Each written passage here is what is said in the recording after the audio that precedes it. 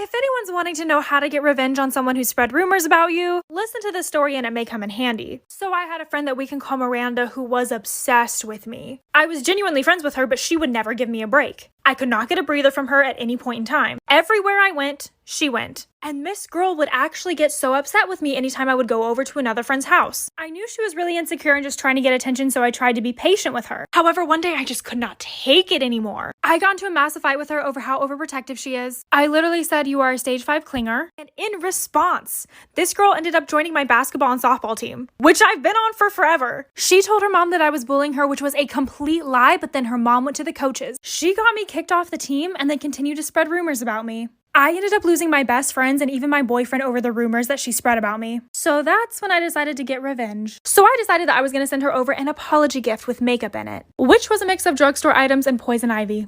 So I got revenge on my obsessive best friend for spreading rumors about me. So I put together an apology gift for her for bullying her, even though I did not. The gift that I put together was some makeup I got from Walgreens, but I decided to add some poison ivy to the eyeshadow so that she would get a rash. I then set up a hidden camera and watched as she put it on. And as expected, the rash started to form. After she noticed, I started to tell her off and accuse her of all the stuff she did to me. And she was so pissed that I managed to get a confession out of her. She was very much just like, "Yeah, I did that." Literally over me not wanting to spend every waking second with her. And the best part of it is that she threatened me on camera. So I cut out the part about the poison makeup and told her if she didn't tell all my friends, coaches, and significant other what she was doing, I would send the video to everyone. So she admitted to all of her crimes and I got back on the team. I got my friends back and my boyfriend apologized. I ended up totally fine and she ended up losing credibility with basically everyone. If any of you guys have a story you'd like me to share on my TikTok, follow my Instagram and I'll show you how.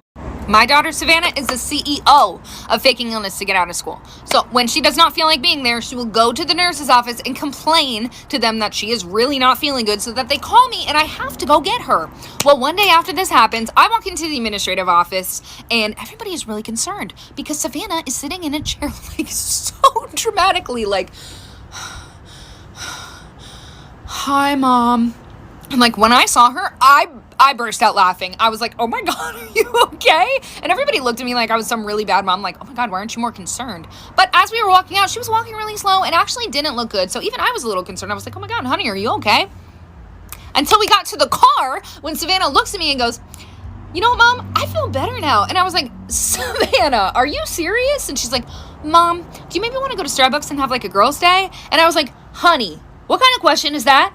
You know I do." Just found out I leaked my own nudes. Story time. So about a month ago, my manager came over and she took me to the side and she was like, "I don't want to alarm you, but I've dealt with it. There was a man threatening to leak indecent images of you if you don't send him more." Huh? She said, "Yeah, he has pictures of your jubblies." Excuse me, I have the chest of a 12-year-old boy. There is nothing to capture. It's just bone. I don't take pictures of that. Ever. Like, I'd understand if I had double D's, but baby, I've got minus A's. So I said, "Thank you for dealing with a cheeky bit of blackmail in my business email, but he's lying. Let's move forward." So I forgot about it. And then today, I'm uploading a YouTube video, and I haven't checked my channel in ages. What do I see when I check it? Ads limited due to nudity on one of my vlogs. Which vlog is it, you might ask? I'll vlog getting my nips pierced. I need to take a class on how to blur correctly. My itty bitty titty committee is on the internet. If you're about to check, please subscribe. And also, I'm sorry in advance. If yours are small, it might make you feel better. So this is about the time that my best friend spread a rumor that I had an orgy with 15 girls. So in my freshman year of high school, I became friends with this girl that we can call Sarah. I started to get red flags immediately after we became friends. After people started to notice that we were hanging out, I got so many DMs on Instagram telling me to watch out for her. Anyways, I didn't believe them and I continued to be friends with her for a while. But then she got really jealous once I started to talk to this guy. I turned him down, so I thought that she would calm down too, but she did not. I could really feel that something was off. The next time we hung out together, she hid her phone around me. I knew that this was really weird because 1, it had never happened before, and 2, just like, why? Is something gonna pop up that you don't want me to see? I also went over to her house to hang out and I noticed that her parents were whispering a lot and kind of looking at me funny.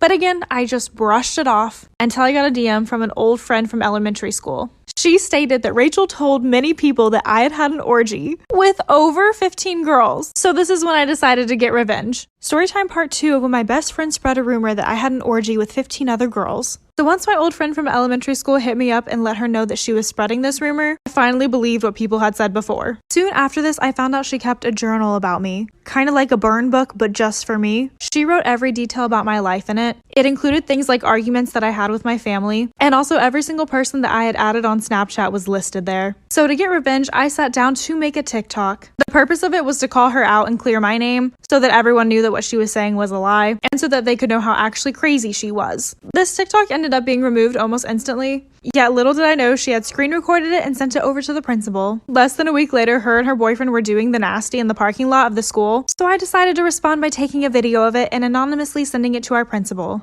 Sarah ended up getting expelled and I got away with a detention. It was honestly kind of worth it. Follow for more story times, my Instagram's linked below. I had a crush on my brother's best friend. We're gonna call him Pedro. One day, my brother and Pedro had a plan to go to the beach together, and then Pedro invited me. And I was like, let me check if I have something to do.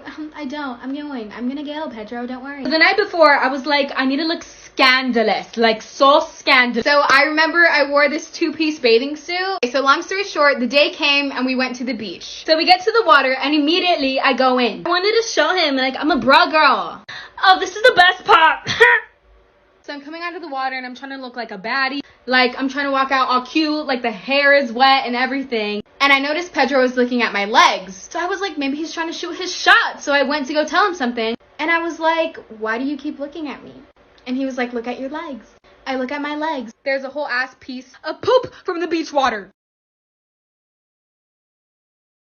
Storytime, my toxic best friend outed me to the entire school. So one day, one of my best friends from a neighboring school decided to move to my school, and she was extremely upset because her best friend over there came out as bi. So I ended up using this as an opportunity to come out bi as well. And she was like, well, it's okay for you. I just got really close to her. We'll call the girl Becky because no one likes a Becky, and we can call her friend Heather. So fast forward to after the situation had calmed down, we decided to all go prom dress shopping. So Heather and I were talking and we really hit it off. And I think Becky legitimately forgot about our sexuality because we were all talking about how much we have in common and we brought that up as well. She just looked at us and was like, oh, I forgot about that. And she just shrugged it off. But we continued to hang out for a few weeks. One of these weekends, we all went to church together, and the sermon was about how God accepts you no matter what your sexuality is. But of course, Becky turns around to us and says that Heather and I could never date because it would F everything up. Later that day, Heather actually ended up admitting that she had feelings for me, and this is when Becky lost it. Stay tuned for part 2 and follow me on Instagram. Part 2 of my toxic best friend outing me to the entire school. So at the beach later that day, Heather and I decided to tell Becky how we felt. She freaked and wouldn't talk to us and locked herself in the bathroom. And we had to tell her that it's fine, we won't date, just so she would let herself out. I thought she was being entirely selfish, not wanting her best friends to be happy. And then she literally took my phone and went through all of our texts together. She woke up the next day all ready for Heather and I to be together and completely apologized. And then when we went to the mall that day, she walked away from us to go look at the hot guys, but then turned around and got pissed at us for falling behind. And this is why she said she didn't want us to date, yet we weren't even dating. She said she felt like she was gonna have to choose between Heather and I because of the whole situation, and I guess she just picked me. Becky became extremely codependent and didn't want to leave my side. She was pissed if I spent time with anyone else and basically forced Heather out of my life. I ended up running into Heather and inviting her to my 18th birthday, and this is when Becky had her massive breakdown. At my birthday, she outed me to everyone at the party, my mom, and Heather's mom as well. My Insta is linked below for more content. Storytime about my roommate's crazy girlfriend. I'm a lesbian living with my good friend who's a guy. I own the apartment and rent out the room to him. A month ago, he met a girl online and they started dating. She's constantly at our place and I'll be honest, I don't like her. She's always been incredibly rude and standoffish towards me. I eventually learned that it's because she thought I had a thing for my roomie even after he told her I was gay, to which she replied that I don't look gay. A few weeks ago at a kickback at our place, I pulled her aside telling her that I really am gay and I hope that we could be friends. She seemed to take this very well and was overly friendly with me for the rest of the night. The next day, my roommate wanted to talk to me saying that his girlfriend feels uncomfortable around me after I drunkenly hit on her. What? I wasn't drunk at all and I'm not attracted to her whatsoever. I explained to my roommate what really happened and he was skeptical but took my word for it, chalking it up to a miscommunication. A week later, we had another kickback and his girlfriend was there, of course. I was cordial but stayed away so another miscommunication wouldn't happen. Towards the end of the night, another friend said to me, "Dude, what's going on? She's telling everyone that you've been hitting on her all night." I was pissed off and went up to her in front of everyone saying, "What the hell's going on? Why are you speaking lies about me hitting on you to all my friends?" Part 2 of my roommate's crazy girlfriend. She stared at me, unable to respond. Then I said, "Just because I'm gay doesn't mean that I'm into you. Trust me, I'm not the least bit interested in you." She started sobbing and spewing BS, so I kicked her out and told her that she's not welcome anymore for making me uncomfortable in my own apartment. Her and my roommate both left, and he was super pissed at me. He didn't come back for a while, but I got some angry texts. However, I stood my ground about her not being welcome anymore. I told him he was free to stay or move out as he pleases. Most of her friends were on my side. Nearly a week later, my roommate returned home and he was giving me the silent treatment. I figured I'd just leave him alone and let him get over it. Then his girlfriend started calling me and demanding that I give the phone to him because he apparently wasn't speaking to her. I told her to kick rocks and that I wasn't getting in their business anymore. Soon after, my roommate finally started talking to me again. Turns out they got into a huge blowout fight and his girlfriend admitted that she wanted me to flirt with her just to prove that she could pull a lesbian. He told her that was messed up and then broke up with her on the spot. She wouldn't stop blowing up our phones for weeks until I finally blocked her number. It's been a few months and my roommate moved out. We're definitely not as close, but we're still good friends. His ex-girlfriend recently came out as bisexual on social media. How ironic. So put a finger down if half of your biological family is now behind bars for plotting your murder. So when I was 14, I made the realization that I was pansexual. I at the time did not know my own family's feelings about sexuality. So I decided to come out to them. But nothing could have prepared me for the extreme homophobic reaction that was in store. I just want to put a massive trigger warning over the rest of this story. After coming out to them, I literally remember nothing. I woke up completely foggy and out of it in a hospital. I was then let know by the doctors that I had a major head concussion and possible amnesia. Obviously, I was entirely confused and had no idea what happened. So that's when I was let know that all three of my parents, I have a stepdad as well, were in custody. They were being charged with abuse and assault. And then two of my aunts were also taken in for tampering with a crime scene. And literally the only reason that I was even found was because the neighbors heard me scream and called the cops. And now I was a ward of the state and had foster parents. Once the trial started, that's when all the crazy details about the crime came to light. Follow me on Insta for part 2.